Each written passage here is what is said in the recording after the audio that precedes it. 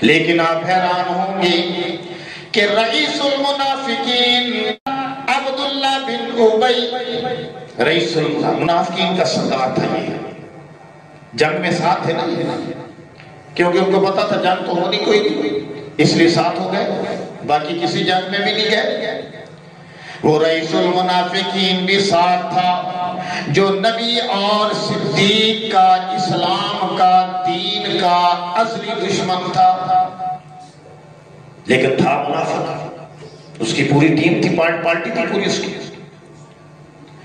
جس کا دل اور چہرہ جل بھن کر سیاہ ہو چکا تھا۔ اس نے پورے مدینے میں یہ افواہ پھیلا دی خبیث آدمی نے کہ معاذ اللہ عائشہ کا دامن عصمت داغدار ہو گیا۔ استغفر اللہ، نقل کفر مباشر، معاذ اللہ ثم معاذ اللہ۔ یہ اس کے نبی اور صدیق کے ساتھ بغض بھرے دل کے اندر جو اس کے سرانٹ تھی، جو حسد تھا، جو ساڑ تھا، جو بیعت تھا، وہ تھا جس نے اسے پورے مدینے میں پوری ڈھٹائی کے ساتھ پھیلا دیا، خبر کو عام کر دیا، نبی کی عصمت پر الزام لگا دیا۔ اس بدبخت نے، خدا اس کو برباد کرے، ہوتا رہے گا انشاءاللہ۔ یہ رئیس المنافقین عبداللہ بن ابی، منافقین شروع ہی سے نبوت اور صداقت کے دشمن تھے۔ سوال یہ پیدا ہوتا ہے کہ منافقین نے صدیق کی عفت مآب بیٹی ہی کو کیوں اس کا نشانہ بنایا؟ جواب ظاہر ہے کہ منافقین کے ہاں یہ طے شدہ منصوبہ تھا کہ نبی اور صدیق اسلام کے دو ستون ہیں، نبی اور صدیق اسلام کے دو ستون ہیں، لہذا ان پر حملہ کرنا چاہیے۔ اور جب نبی کی عزت پر، عصمت پر حملہ ہوگا، صدیق کی بیٹی کی عزت عصمت پر حملہ ہوگا، الزام لگایا جائے گا، تو اسلام کے پلے کیا رہ جائے گا؟ اس لیے اس بدبخت نے یہ کارروائی کی۔ لیکن اللہ تو دیکھ رہا تھا نا۔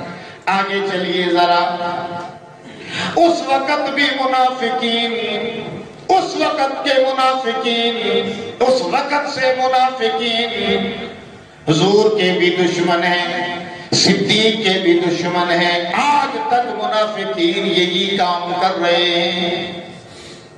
لیکن ستیزہ کار رہا ہے ازل سے تا امروز، ستیزہ کار رہا ہے ازل سے تا امروز، چراغ مصطفی سے شرار بو لہبی۔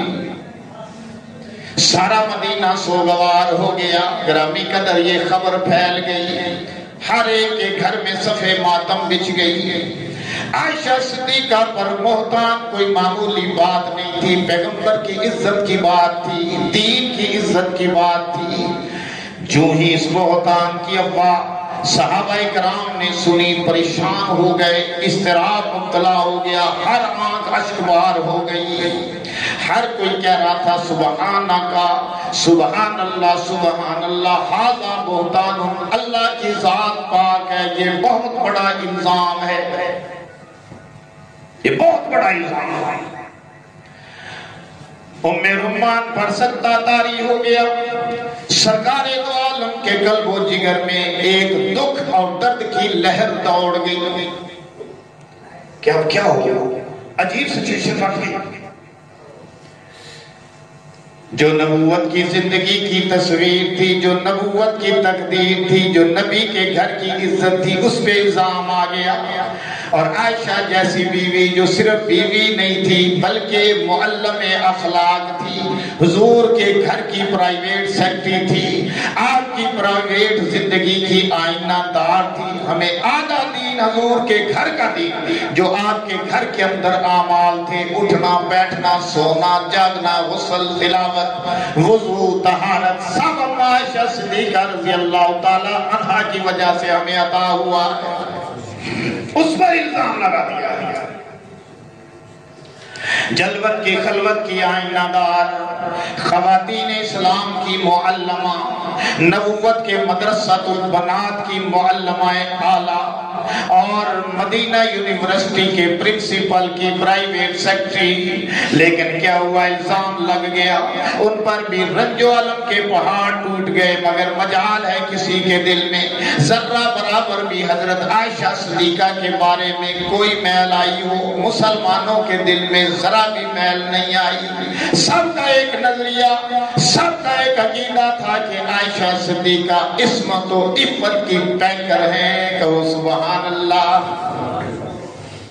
اما عائشہ صدیقہ عصمت اور عزت کی پیکر ہے، صداقت و نظامت کی زندہ تصویر ہے۔ عائشہ کے کردار پر، عفت اور اس عصمت پر جس جگہ وہ قدم رکھیں اس جگہ پر حیا وفا کے چشمے پھوٹتے ہیں۔ دنیا عفت اور عصمت کو اور عصمت کو تلاش کرتی پھرتی ہے، اور عفت اور عصمت عائشہ کو تلاش کرتی پھرتی ہے۔ مدینہ سوگوار ہو جاتا ہے گرامی قدر، مگر ابھی تک سیدہ کو اس افواہ کا علم ہی کوئی نہیں۔ آخر انہیں ایک عورت کی زبانی پتہ چل گیا، جب گھر میں آئی تو رسول اللہ صلی اللہ علیہ وسلم کے مزاج بدلے ہوئے تھے، آپ بڑے پریشان، بڑے غمگین تھے۔ سرکار دو عالم صلی اللہ علیہ وسلم بڑے پریشان ہیں۔ اما عائشہ صدیقہ رضی اللہ تعالیٰ عنہ پوچھتی ہیں، یا رسول اللہ صلی اللہ علیہ وسلم میرے بارے میں کیا حکم ہے؟ آپ پریشان ہیں، معاملے کا تو پتہ چل گیا۔ فرمایا اگر آپ اجازت دیں تو میں اپنے ابا کے گھر چلی جاؤں، میں میکے چلی جاؤں۔ ابا کون ہے؟ صدیق کائنات جناب ابو بکر صدیق رضی اللہ تعالیٰ۔ حضور علیہ السلام نے فرمایا ہاں ٹھیک ہے چلی جاؤ۔ کبھی آپ اجازت ایسے دیتے نہیں تھے، جب یہ جواب سنا اور غم کے پہاڑ ٹوٹ گئے کہ حضور نے تو کوئی بات ہی نہیں کی۔ حضور نے یہ نہیں کہا کہ مجھے تم پہ نہیں شک، تم پاک ہو، پاکیزہ ہو، یہ ایسے بھونک رہے ہیں، نہیں، حضور نے فرمایا چلی جاؤ۔ تو آپ چلی گئی، گھر میں رو رو کر نہ کچھ کھا رہی ہیں نہ کچھ پی رہی ہیں۔ ابو بکر صدیق ادھر رو رہے ہیں، اما عائشہ کی اما ام رمان ادھر رو رہی ہیں، سارا گھر سوگوار ہے۔ آخر حضور علیہ السلام نے کچھ دن ٹھہر کر حضرت اما عائشہ صدیقہ رضی اللہ تعالی عنہا کے گھر آپ تشریف لے گئے۔ کیا دیکھتے ہیں کہ اما عائشہ بستر علالت پر پڑی ہیں، بیمار ہو چکی ہیں، آنکھیں ہیں کہ آنسوں سے پرنم ہیں، والدین دائیں بائیں تیمارداری میں مصروف ہیں۔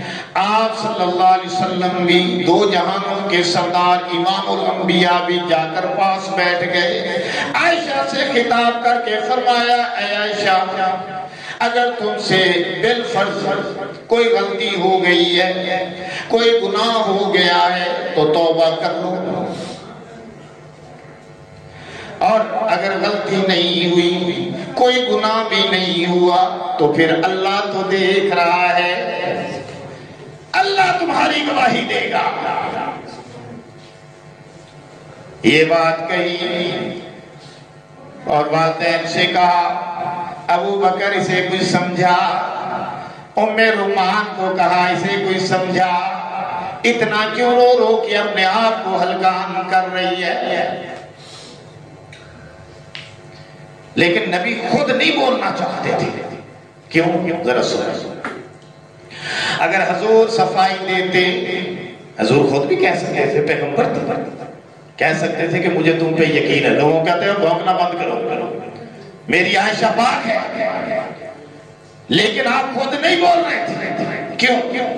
اگر آپ صفائی دیتے تو لوگ کہیں گے خامد نے بیوی کی صفائی پیش کی، اگر لوگ صفائی دیتے تو لوگ کہیں گے کہ مریدوں نے، صحابہ نے اپنے نبی کی صفائی پیش کی، اگر صدیق صفائی دیں تو لوگ کہیں گے باپ نے بیٹی کی صفائی پیش کی، اگر جو ہے وہ ام رومان صفائی دے تو وہ کہیں گے ماں نے بیٹی کی صفائی پیش کی، اگر عائشہ صدیقہ خود اپنی صفائی دے تو لوگ کہیں گے اپنے منہ سے تو ہر کوئی کہتا ہے میں پاک ہوں، میں صاف ہوں۔ اس لیے سیدہ نے کہا کہ میرا معاملہ یوسف علیہ السلام کے والد کی طرح ہے۔ فرماتی ہیں مجھے رنج اور دکھ میں یوسف علیہ السلام کے والد حضرت یعقوب علیہ السلام کا بھی نام یاد نہ رہا، میں نے کہہ دیا کہ یوسف کے والد کی طرح کا میرا معاملہ ہے، جس طرح حضرت یوسف کے والد نے اپنی کشتی کو خدا کے حوالے کر دیا تھا، پر میں اسی طرح میں نے اپنی بات کو خدا کے حوالے کر دیا ہے۔ حضور علیہ السلام اب تیمارداری کر کے یہ باتیں ہو گئی ہیں، آپ باہر تشریف لائیں۔ ابو بکر کے دروازے سے باہر نکلے، آگے سے حضرت عمر مل گئے۔ حضرت عمر سے حضور نے خطاب کیا عمر ٹھہر جا، کدھر آیا ہے؟ یا رسول اللہ پریشان ہوں، یہ کیا معاملہ ہوا؟ حضور علیہ السلام نے فرمایا اچھا فاروق یہ بتا تیرا کیا خیال ہے؟ عمر بولے، عمر کی ذرا باتیں سنو۔ باتیں تو مختلف صحابہ نے مختلف کی تھی، اور ان میں لبے لباب یہی تھا کہ آپ صلی اللہ علیہ وسلم کی زوجہ ایسے نہیں ہو سکتا، کبھی ایسے ہو نہیں سکتا، بندہ سوچ نہیں سکتا کہ نبی کی عصمت ہو، نبی کی عزت ہو، ایسے ہو جائے، یہ ہو نہیں سکتا۔ یہ تو کافروں اور منافقوں نے الزام لگایا۔ لیکن ذرا فاروق اعظم کی گفتگو سنیے جو میرے اور آپ کے نبی امام الانبیاء محمد الرسول اللہ کے ساتھ ہوئی ہے، اور یہ فاروق اعظم کی ایسی گفتگو ہے کہ جو انہوں نے زمین پر فرش پر بولا اللہ نے وہی عرش پر نازل کیا، یہ ایسی گفتگو تھی۔ اس لیے میں نے اس پہ فوکس کر دیا کیونکہ ٹائم کا بھی خیال رکھنا۔ فرمایا اے عمر تمہارا کیا خیال ہے میری عائشہ کے متعلق؟ عمر بولے حضور یہ نکاح کس نے کروایا؟ یہ آپ کا عائشہ کے ساتھ نکاح کس نے کروایا؟ میں نے پہلے حدیث پڑھی ہے جس میں رسول اللہ نے فرمایا میں نے جس سے بھی نکاح کیا اللہ کے حکم سے کیا، اور اپنی بیٹیوں میں سے میں نے جس کے ساتھ بھی اپنی بیٹی کا نکاح کیا اللہ کے حکم سے کیا، اپنی مرضی سے نہیں کیا۔ علی کو بیٹی دی اللہ کے حکم سے، عثمان کو 2 بیٹیاں دی اللہ کے حکم سے۔ جو میں نے اپنے لیے نکاح کیا، اپنی بیٹیوں کا نکاح کیا تو اللہ کے حکم سے ہوا۔ تو حضرت عمر نے سوال کیا، الٹا حضور سے سوال کر دیا، کہنے لگے کہ اب اچھا یہ بتائیں کہ آپ کا نکاح کس نے کرایا؟ فرمایا کہ میرا نکاح اللہ نے کرایا۔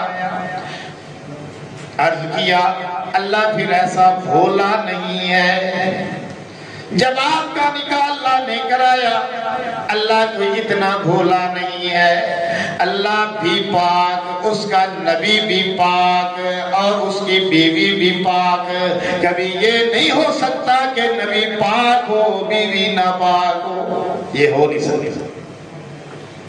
اور الفاظ یہ بولے جو اللہ نے وحی بنا دیے۔ حضرت عمر نے فرمایا سبحانکا ھذا بہتان عظیم، اللہ تیری ذات پاک ہے اور یہ بہت بڑا الزام ہے۔ سرکار دو عالم صلی اللہ علیہ وسلم نے حضرت عمر کا یہ جواب سنا، آگے بڑھ گئے اور فوراً عائشہ صدیقہ کے پاس تشریف لے گئے، اور جب آپ دوبارہ مڑ کر حضرت عائشہ کے گھر آئے اسی وقت جبریل آ گئے، کہو سبحان اللہ، آپ کے چہرے پہ وحی کے آثار نمودار ہو گئے، ماتھے پہ پسینہ آ گیا، جب وحی آتی تھی پسینے میں شرابور ہو جاتے تھے، چاہے سخت سردی کا موسم ہوتا تھا پسینہ ہی پسینہ، آپ پسینے میں شرابور ہو گئے۔ صدیق اور ام رومان سہم گئے، بس چپ کرو وہی آ رہی ہے، حضور پاک تے وہی نازل ہو گئی ہے۔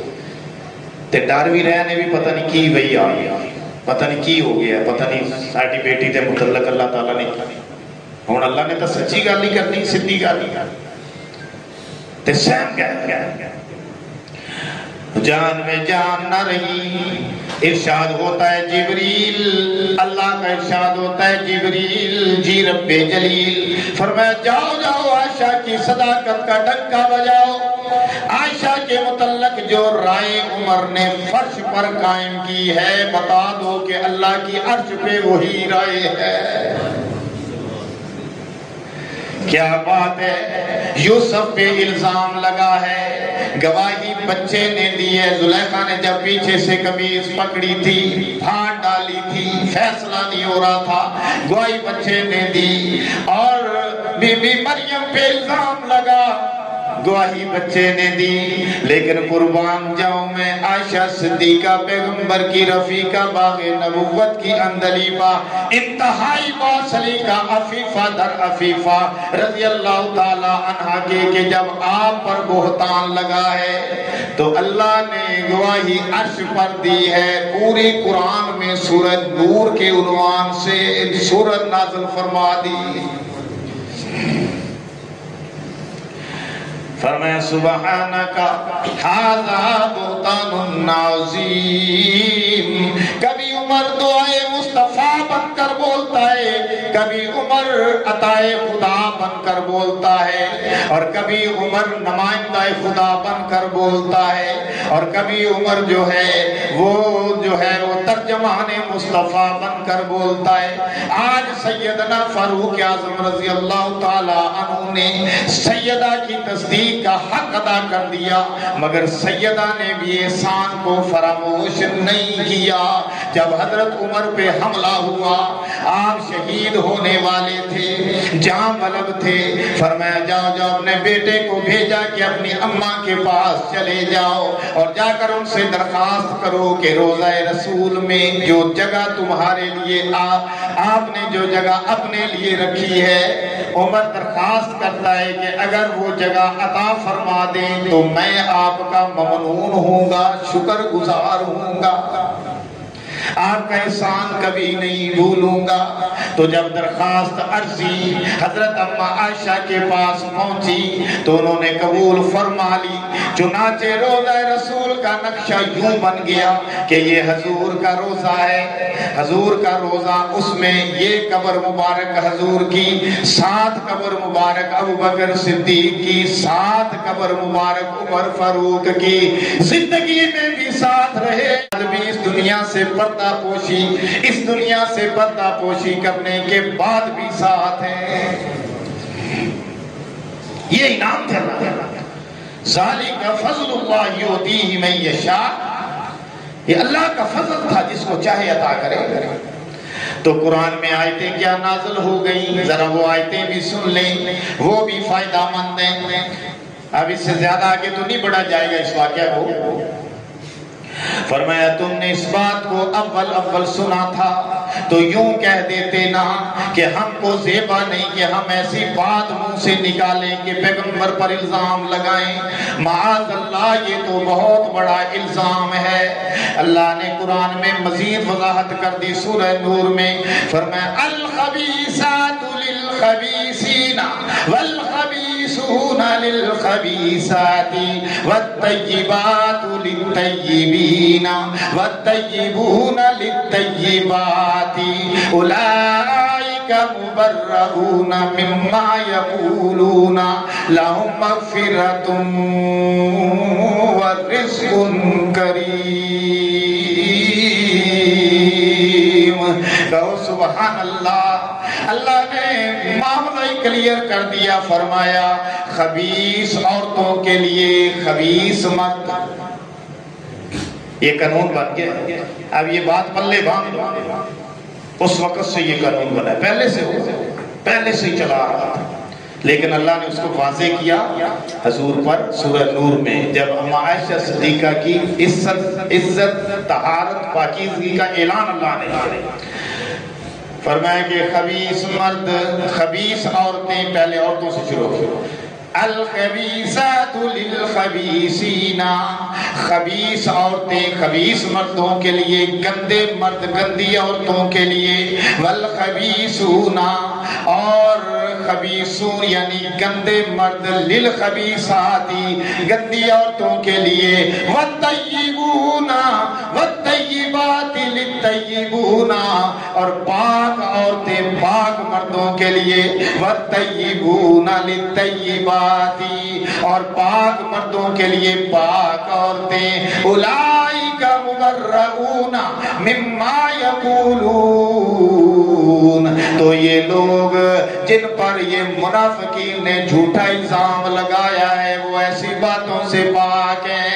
اے نبی آپ بھی پاک، آپ کی بیوی عائشہ بھی پاک، میں سے آگے چلا جاؤں، اے نبی آپ بھی پاک، آپ کی خدیجہ بھی پاک، اے نبی آپ بھی پاک، آپ کی حفصہ بھی پاک، اے نبی آپ بھی پاک، آپ کی زینب بھی پاک، اے نبی آپ بھی پاک، آپ کی جو ہے تمام بیویاں پاک، اے نبی آپ بھی پاک، آپ کی 4 بیٹیاں حضرت فاطمہ سمیت پاک، اے نبی آپ بھی پاک، آپ کا حسن حسین بھی پاک، اے نبی آپ بھی پاک، آپ کا ابو بکر بھی پاک، اے نبی آپ بھی پاک، آپ کا عمر بھی پاک، اے نبی آپ بھی پاک، آپ کا عثمان بھی پاک، اے نبی آپ بھی پاک، آپ کا علی بھی پاک، اے نبی آپ بھی پاک، آپ کا ابو ہریرہ بھی پاک، اے نبی آپ بھی پاک، آپ کا عبداللہ بن عمر بھی پاک، اے نبی آپ بھی پاک، آپ کا عبداللہ بن مسعود بھی پاک، آپ بھی پاک، آپ کے 1,44,000 صحابہ پاک۔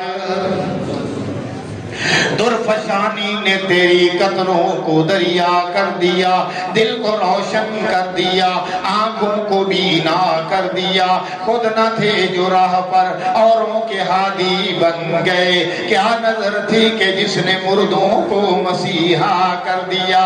قرآن پاک ہے، جو قرآن پر غلاف چڑھا ہوا ہے اس کی نسبت سے وہ بھی پاک ہے، تو جب نبی پاک ہے تو جس کی نسبت نبی کے ساتھ ہو گئی وہ بھی پاک ہو گئے۔ ہم ان پر کیسے انگلی اٹھا سکتے ہیں؟ نبی بھی پاک، ان کی ازواج بھی پاک، نبی بھی پاک، ان کی بنات بھی پاک، نبی بھی پاک، ان کی اولاد بھی پاک، نبی بھی پاک، ان کے صحابہ بھی پاک۔ اللہ نے سب کو طہارت اور پاکیزگی عطا فرما دی، ہم کون ہوتے ہیں انگلی اٹھانے والے؟ دیکھیے نا ذرا، اللہ نے آب زمزم کے اندر صلاحیت ایک رکھی ہے، کیفیت کہ آب زمزم کا نہ رنگ بدلے، نہ بو بدلے، نہ ذائقہ بدلے۔ بات مانتے ہیں آپ اس بات کو؟ آب زمزم ایسی اس کی اللہ نے شان رکھی ہے، ہمارے پانی بس جاتے ہیں، سڑ جاتے ہیں، ذائقہ بدل جاتا ہے، رنگ بدل جاتا ہے، لیکن آب زمزم ایسا پانی ہے، ایسا آب ہے، نہ اس کا رنگ بدلے، نہ اس کا ذائقہ بدلے، نہ اس کی خوشبو بدلے۔ کیوں؟ کہ اس کی نسبت حضرت اسماعیل علیہ السلام کے ساتھ ہے، آپ کی ایڑیوں کے ساتھ ہے کہ آپ نے ایڑیاں رگڑی تھی تو اللہ نے زمزم کا چشمہ نکال دیا تھا، چشمہ تھا، ان کی اماں نے کہا زمزم رک جا رک جا، بندی بنا دی تو آب زمزم مشہور ہو گیا، آپ کا معنی پانی۔ عرب والے مائے زمزم کہتے ہیں، آپ تو فارسی میں کہتے ہیں آب، پانی کو فارسی میں کہتے ہیں، ہم آب زمزم کہتے ہیں۔ تو بہرحال آب زمزم کس لیے اس کا رنگ نہیں بدلا؟ کہ اس کی نسبت پیغمبر کے ساتھ، پیغمبر کی ایڑیوں کے ساتھ نہ اس کا رنگ بدلے، نہ اس کا ذائقہ بدلے، نہ اس کی خوشبو بدلے۔ اور میرا پیغمبر امام الانبیاء، خطیب الانبیاء، وراء الورا، احمد مجتبی، محمد مصطفیٰ، ثم دنا فتدلی فکان قاب قوسین او ادنی کی شان والا اللہ کا محبوب، اس کے ساتھ جس چیز کی نسبت ہو گئی بھلا اس کا رنگ بو ذائقہ بدلتا ہے۔ صحابہ ان کی نسبت حضور کے ساتھ ہو گئی، نہ صحابہ کا رنگ بدلا، نہ صحابہ کی خوشبو بدلی، اور نہ صحابہ کا عقیدہ بدلا۔ کیوں؟ اس لیے کہ ان کی نسبت امام الانبیاء کے ساتھ ہو گئی۔ تیرے ذائقے بدلتے رہیں لیکن آپ کے اصحاب کے ذائقے اور رنگ اور خوشبو نہیں بدل سکتے۔ یہ ہمارا عقیدہ ہے۔ جن کو خدا نے قرآن میں کہہ دیا رضی اللہ عنہ و رضوا عنہ، ان کے رنگ ذائقے بدلتے ہیں۔ جن کی نبی نے تربیت کی ہو ان کے ذائقے بدلتے ہیں، ان کے رنگ عقیدے بدلتے ہیں۔ ہمارے لیے سارے صحابہ کلہم عدول، کیونکہ میرے پیغمبر نے فرمایا صحابی کا نجوم فابی مقتدیتم اہتدیتم، میرے صحابہ ستاروں کی مانند ہیں، جنہوں نے ان کا اتباع کیا وہی ہدایت پائیں گے، جنہوں نے صحابہ کا اتباع نہ کیا وہ ہدایت یاب نہیں ہو سکتے۔ اللہ نے فیصلہ قرآن میں کر دیا اور میرے مصطفیٰ نے اپنے فرمان میں کر دیا۔ تو گرامی قدر سامعین کرام، آخر میں عرض کروں کہ رمضان المبارک کی مبارک گھڑیاں چل رہی ہیں، دوسرا عشرہ چل رہا ہے، 16واں روزہ ہے، اعتکاف کی تیاری کر لو، اعتکاف بھی آ رہا ہے۔ 2 حج 2 عمروں کا ثواب 10 دن بیٹھنے سے مفت میں مل جائے گا، اور جب لوگ آپ کو اپریشیٹ کریں گے، لینے کے لیے آئیں گے، پھولوں کے ہار پہنائیں گے، آپ کی کیا شان ہوگی کہ آپ پورے محلے کے نمائندہ بن کر بیٹھے ہیں۔ آپ کی پاکیزگی کا عالم کیا ہوگا کہ صبح و شام نظر بھی پاک، سماعت بھی پاک، عمل بھی پاک، زبان بھی پاک، سب کچھ پاک۔ آپ پاک ہو جائیں گے، گناہوں سے بھی پاک ہو جائیں گے، حج عمرے کا ثواب بھی پائیں گے۔ لہذا اس کی بھی تیاری کریں۔ اور آج کل جو ہمارا سٹائل نظر آ رہا ہے اس پر بڑا افسوس ہوتا ہے، خدا کی قسم، گویا مسلمانوں کے لیے تو رمضان آیا ہی کوئی نہیں، چیزیں تو مہنگی یہ کر ہی رہے ہیں، لیکن وہ رمضان کا کسی کو پتہ ہی کوئی نہیں کہ رمضان المبارک آیا ہے کہ کوئی نہیں۔ سرعام کھا رہے ہیں، سرعام پی رہے ہیں، روزے کوئی نہیں رکھ رہے، تراویاں کوئی نہیں پڑھ رہے، نمازوں کی پابندی کوئی نہیں، تلاوت کوئی نہیں کر رہے۔ بھائی کدھر گیا یہ سب کچھ؟ جب ہم ایسے ہوا میں اللہ کے احکام کو اڑائیں گے تو پھر اللہ ہمارے ساتھ کیا فرمائیں گے؟ استغفر اللہ۔ پھر میں اس پر استغفر اللہ ہی کہہ سکتا ہوں۔ خوش قسمت ہے، آپ نے فرمایا وہ شخص کہ جس کی زندگی میں رمضان آیا اور اس نے رب کو منایا۔ یہ تو سیزن ہے نیکیوں کا، ہمیں اپنے پیٹ کی پڑی ہوئی ہے، یہ تو سب کوئی دنیا میں رہ جائے گا، گزارے ہوتے آ رہے ہیں، ہوتے رہیں گے، دنیا ایسے چلتی رہے گی، ایسے ہی چلتی رہے گی دنیا۔ بھئی دنیا کے لیے مرے جا رہے ہیں ہم، کوئی آخرت کی تیاری بھی کر لیں۔ یہ اللہ نے موقع فراہم کیا ہے، تو ہو سکتا ہے کہ آئندہ نیکسٹ ہماری زندگی میں نہ آئے، ہو سکتا ہے آئے لیکن موقع نہ ملے، بیماری آ جائے، لاچاری آ جائے، تو پھر کیا کریں گے؟ اللہ نے اگر صحت دی ہے، جوانی دی ہے، عزت دی ہے، مقام دیا ہے، مرتبہ دیا ہے، دولت دی ہے، تو پھر اللہ کے کام میں لگاؤ نا۔